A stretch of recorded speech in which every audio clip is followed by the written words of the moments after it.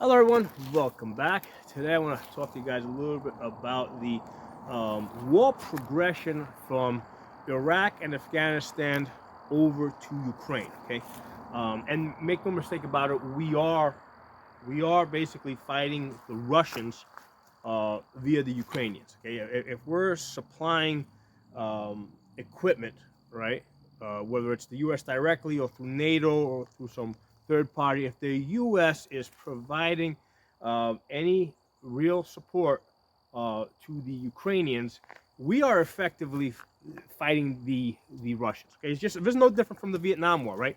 We really weren't fighting the Vietnamese; we were fighting the Russians and the Chinese. All right, it's just that they were using the North Vietnamese as their middleman. Okay, same thing happened in after that with between the Soviet Union and their war in Afghanistan. When we were aiding the Afghanis at that time, right? We were we were basically fighting the Soviets. We were just using we were just using the Afghanis as the middleman. Okay, and of course that was an opportunity for us back then to test out new technology, right? The Stinger missiles, right? That was the big hit back then, and the military industrial complex loves those type of wars because they love testing out their equipment. They love creating new equipment and testing it out. They're really not interested in wars where you got men fighting men because to them that's kind of boring. There's really not that much money into that, right? They don't really make a whole lot of money selling guns to soldiers on either side.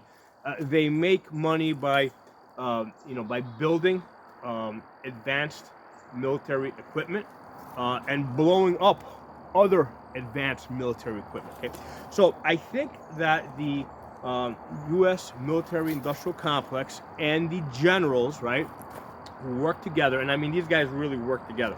I mean these guys, I mean for the most part, when people retire, when high level people retire out of the military, they usually go straight over into working for one of these big military, um, military equipment developers, because they've already had the relationship for years, right? So, they might as well be the same, okay?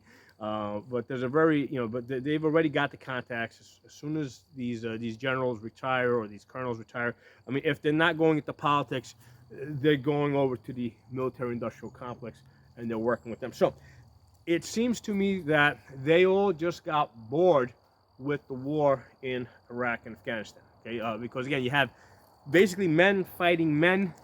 Um, it's to them that's kind of boring. They don't want to see. They don't want men fighting men. They want to create big, expensive, complex toys and use them. Okay, so I suspected this back at the time. I think I did a video indicating this. Now looking back, I'm absolutely positively sure that the way that this worked is the military-industrial complex with the generals.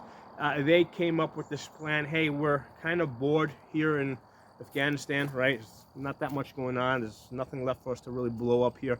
All the opposing tanks are all gone already. So they're like, look, there's this potential situation in Ukraine that if we can ignite that, that would be a whole lot of fun. That would be really interesting, right? Um, so I think that was the plan that they came up with, right? And I completely believe that that this war in Ukraine was provoked. Um, and don't lose track of the conditions of the reunification between East and West Germany, right? Was that the condition was that NATO would not expand. Okay, that was the condition in which the Soviet Union allowed the reunification of the two Germanys. Okay, and I think that the basis on which the United States and NATO have decided not to uphold that agreement that they made with the Soviets is saying, hey, Soviet Union doesn't exist anymore, so that doesn't apply to the Russians. Because of course the Russians aren't going to feel that way, So I think that the military-industrial complex said, "Hey, we can provoke this situation in Ukraine to make you know, a very interesting war where we can sell equipment, test out equipment. That would be a lot more interesting than the stuff that's going on in Afghanistan.